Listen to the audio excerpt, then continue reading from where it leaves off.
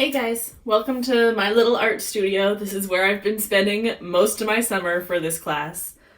I wanted to do a video because one of my other classes, flipping for the art room, was all about getting myself more comfortable in front of a camera. So that's why I'm here today. So for our watercolor class, a couple things that I really enjoyed. First off, you probably can see from my final piece that I loved the technique of rubbing alcohol. I think it is just the most fascinating technique. I loved watching the drops. I've already gone through so much of this stuff. It's definitely my favorite technique so far. I had no idea it existed. It's my favorite. Another one that I really liked I got from Andrea Sluzarski, which was just even in the background pictures of her videos, having two water cups. So simple, having one for the dirty paint and then getting clean water in another one to make this clean water last longer. Genius. So simple. I had no idea. I love it. Stolen that one for sure.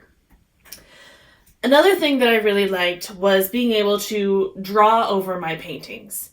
Andrea also commented a bit on that with her videos. I love combining the drawing and painting aspects of this together, because drawing is definitely a bit more of my skill set, so I feel more confident when I get to draw. The last thing I really liked, which was brand new to me, was crystallization.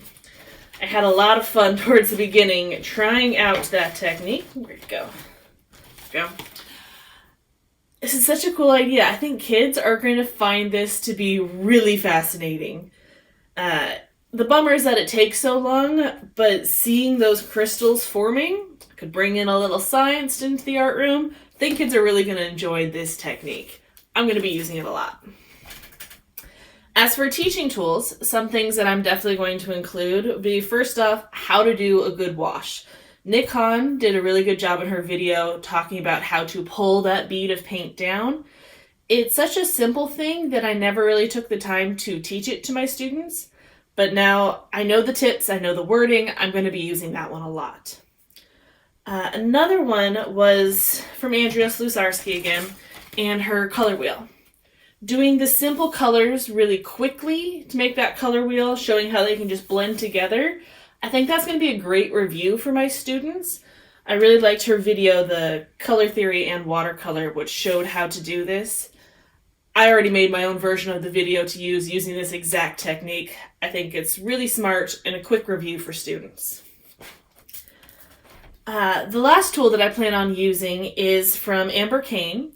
It's from the video Advancing Concept in Watercolor, and this was all about idea creation. Now, she had some great ideas on how to get students to think outside the box. What can we do to get kids to be a bit more creative and come up with interesting concepts? And not just kids, for us too. I thought these were some great ways to work past those roadblocks that I plan on using with my students a lot. Some goals for me this year, after taking this class, one is to do more in plein air paintings. Andrea Sluzarski really inspired me to get outside and paint more. I've already done a couple. I had one camping trip where I told myself, no pictures, I can only paint. So I sat down and painted our little campground, which I really enjoyed doing, and this is my only picture from that whole trip, so it means so much more. I even went to my school, and I happened to be in front of a really beautiful mountain. You might have heard of it, Mount Rainier. And I was able to sit down and do an en plein air painting there. Now, what's cool is I can actually do this pretty much exact painting with my students because it's on our school property. I want to get outside more with my kids and really get them to experience seeing the stuff for real in front of them, not just a picture of it or a little still life. Another thing I really want to focus on is just to be more free, not work so perfect and precise and realistic images, to be a bit more abstract. Watercolor really forces you to be that, which is part of my never forget, is watercolor has a life of its own, and that's okay. As artists, we got to be willing to just kind of go with the flow, see where it takes us. That's been hard for me personally, and I'm really trying to push myself to do that more.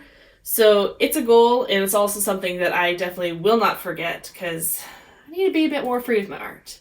doesn't have to be perfect. I can create some perfection out of the things that I used to think was imperfect. I had a great time in this class. I really enjoyed it. I think one thing I do wish that it include was it's titled as a studio class.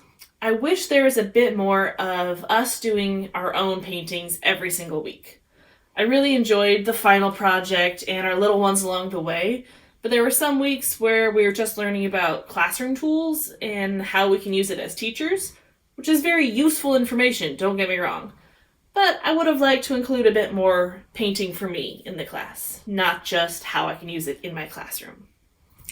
But I definitely enjoyed this class. I learned a lot. I would recommend it to anybody.